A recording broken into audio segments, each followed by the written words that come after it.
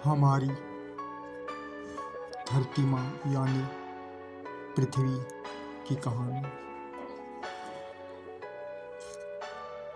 हमारी मंदाकिनी आकाशगंगा बात तब की है जब जीवन उत्पन्न हो रहा था।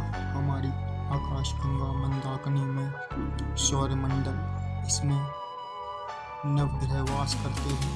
जो पृथ्वी का स्थान है वो तीसरा है जहाँ जीवन होगा। परंतु ये जीवन की शुरुआत आखिर हुई कैसे और कब? एक समय की बात है।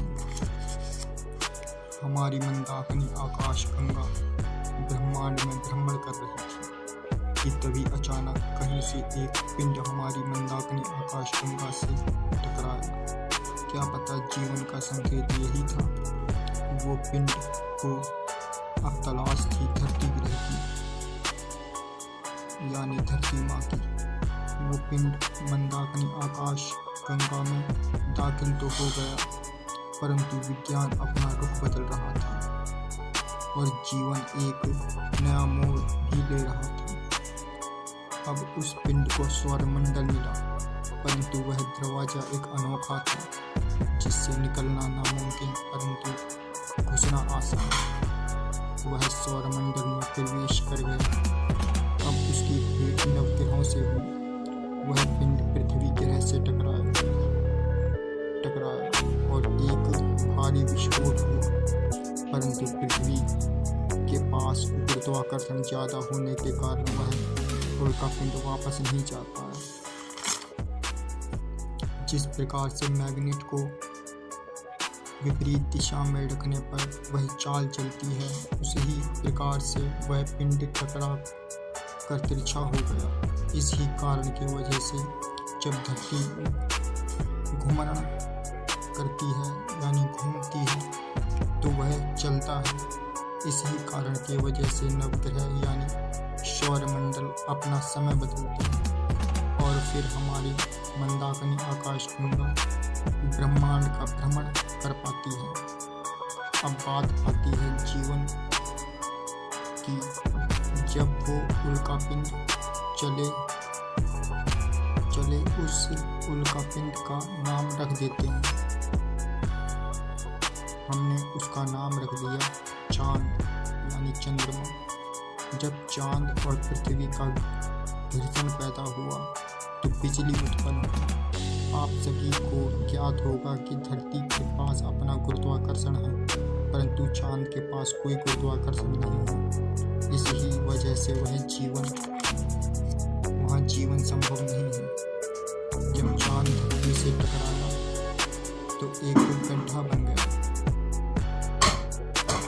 या फिर कह सकते हैं धरती और चांद से टकराने पर दोनों की हानि है।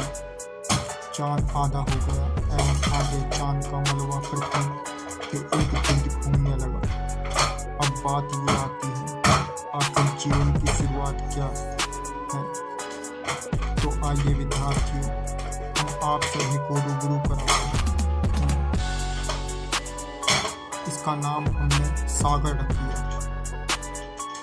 जब धरती और चांद के घर्षण से बिजली उत्पन्न हुई तो बारिश का संकेत हुआ।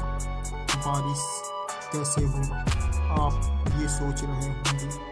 दरअसल धरती पर तो पानी था ही नहीं, तो ये बारिश आप सभी ने ठीक समझा। दरअसल धरती पर पानी किसी दूसरे आयाम से आया था और उसे चांद लाया था। चलिए आप सभी को बताते हैं धरती पर बारिश कैसे हुई। धरती पर उस उल्का पिंड से टकराने के बाद बस आग, परंतु भाप के कारण बादल बने और आसमान में बिजली। इसी कारण की वजह से कई दिनों तक वर्षा होती है। अब आप सोच रहे होंगे जीवन कैसे उत्पन्न हुआ। जो पिंड टकराया था उससे धरती पर काफ़ी गहरा गड्ढा हो गया, परंतु बाद में वर्षा से उसमें पानी भर गया, जिसे हम आज महासागर के नाम से जानते हैं। जीवन आप सभी ने एक कोशिका जीव के बारे में पढ़ा या फिर सुना होगा। यही वो जीव हैं जो इस धरती पर जीवन का कारण बने। आश्चर्यजनक वाली बात यह है कि जब इसे काट कर अलग कर देते हैं तब भी इसमें जीवन रहता है और आपस में इसे पास रखने पर ये दोनों एक हो जाते हैं। अब आपको पता चल गया पृथ्वी पर जीवन कैसे आया। ये पानी में गंदगी उत्पन्न करने से हुआ। आगे चलकर एक कोशिका जीव से डायनासोर बने। डायनासोर ने काफ़ी लंबे समय तक धरती पर राज किया, परंतु वह चांद के अवशेष जो धरती के इर्द गिर्द घूम रहे थे। धरती पर भार के कारण समय अस्त व्यस्त हो गया और वहीं बचे हुए चांद के अवशेष उल्कापिंड के रूप में धरती पर बरसने लगे, जिसके कारण डायनासोर का अंत हो गया और एक बार फिर धरती शांत हो गई। पर बात यह है, जब धरती पर जीवन समाप्त हो गया तो हम कहाँ से आए?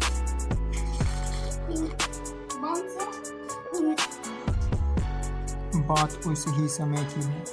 डायनासोरस के साथ कुछ नेवले गिलहरी जैसे जीव भी धरती पर भ्रमण करते थे। जब उल्कापिंड की वर्षा हो रही थी तो वो धरती में निचले परत तक चले गए, जिसके कारण की वजह से मौसम में परिवर्तन होने पर और डायनासोरस के अंत के बाद वह धरा पर वापस आ गए।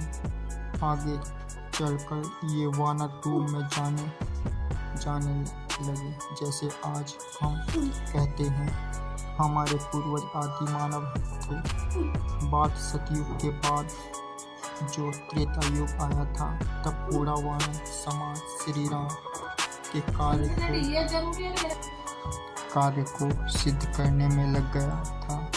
माना जाता है श्री राम परग्रही थे, यानी किसी दूसरी दुनिया से आए हुए, इसलिए श्री राम ईश्वर है। त्रेता युग और हम आज जिस युग में जी रहे हैं उसका नाम है कलियुग। आपको मेरी ये कथा कैसी लगी? I love to earth planet.